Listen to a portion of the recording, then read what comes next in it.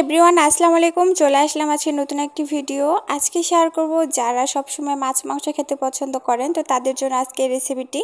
যারা ডিম খেয়ে একঘেয়েমি হয়েছেন তারা এভাবে করে কচুর মুখি দিয়ে আপনারা ডিম রেসিপিটা করে খেয়ে দেখতে পারেন।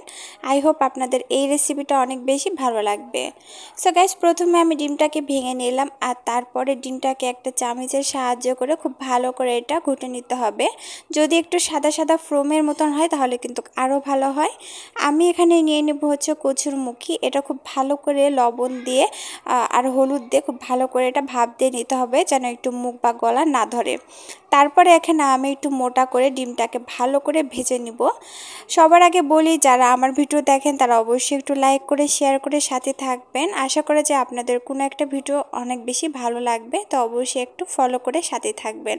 একটু মোটা করে ডিমটাকে ভেজে নিতে হবে, তাহলে কিন্তু এটা রান্নাটা অনেক বেশি মজার হবে। তারপর কড়াইতে আমি কড়াইতে পেঁয়াজ কুচি দিয়ে দিব। পেঁয়াজের পরিমাণটা মোটামুটি একটু বেশিই দিবেন। তারপর এখানে হচ্ছে তেলটাকে দিয়ে দিব। তেলটা আপনাদের স্বাদ অনুযায়ী নেবেন, কেউ একটু কম কেউ একটু বেশি খেতে পারে। তবে এই রান্নাটা একটু সরিষার তেল দিয়ে করলে খুব সুন্দর একটা ঘ্রাণ লাগে। তারপর আমি এখানে জিরা ফোড়ন দিলাম, মানে 5 ফোড়ন। তো এটা অবশ্যই দিবেন, তাহলে তো আমার যে ডিমের যে রেসিপিটা আছে সে খুব সুন্দর একটা স্মেল দিবে।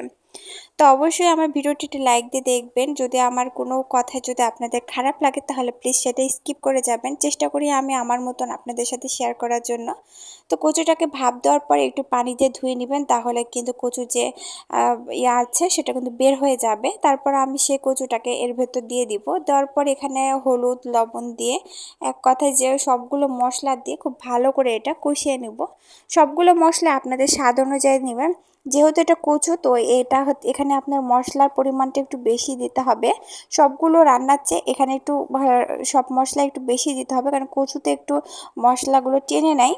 আর আম্মু একটা কথা বলে, যে কোনো রান্না মন দিয়ে যদি আপনি সেটা করে থাকেন তাহলে কিন্তু সেই রান্নাটা অনেক ভালো হবে। আপনি সবসময় চেষ্টা করবেন আপনার মতন করে রান্না করার জন্য। আর রান্নার যত বেশি মশলা দিয়ে কষাবেন আপনার রান্নাটা তত বেশি সুন্দর হবে। তো আমি সবসময় চেষ্টা করি আমার আম্মুর টিপসগুলো ফলো করার জন্য। মা তো সবসময় দেখি মা দাদিরা খুব সুন্দর করে রান্না করে।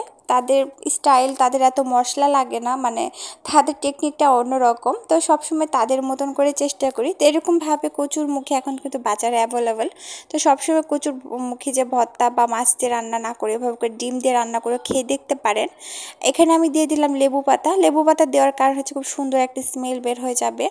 আর দেখছেন তরকারি কালারটাও অন্যরকম, একটু মশলা বা ঝাল ঝাল হয়েছে। এটা আসলে ঝাল ঝাল করার কারণটাই হচ্ছে অনেক বেশি ভালো লাগে। আপনারা একটু ঝাল ঝাল করে খেয়ে দেখতে পারেন। এখানে আমি পরিমাণ মতন পানি দিয়ে নিয়েছি।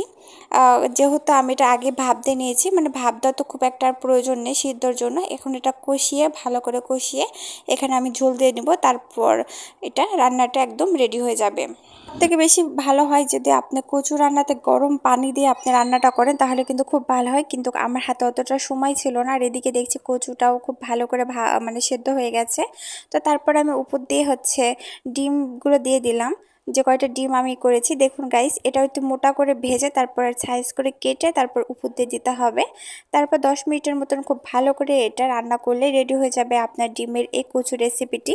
এভাবে করে আপনারা বাসায় রান্না করে খেয়ে দেখতে পারেন। আই হোপ আপনাদের অনেক বেশি ভালো লাগবে আজকের রেসিপিটি। সবসময় একঘেয়েমি রান্না বা হচ্ছে ভুনা বা ডিমের ভুনা এরকম না খেয়ে সবসময় অন্যরকম ভাবে ট্রাই করে দেখতে পারেন। তো এই রেসিপিটা অবশ্যই খেয়ে আপনারা কমেন্টস করে জানাবেন। তারপর উপর দিয়ে আরেকটু পানি দিয়ে খুব ভালো করে এটা আমি 10 মিনিটের মতো রান্না করে নিব। আর গাইস দেখুন আমার আজকের কচু রেসিপিটা একদম রেডি। আই হোপ আপনাদের আজকের ভিডিওটি অনেক বেশি ভালো লাগবে। যদি ভালো লাগে অবশ্যই লাইক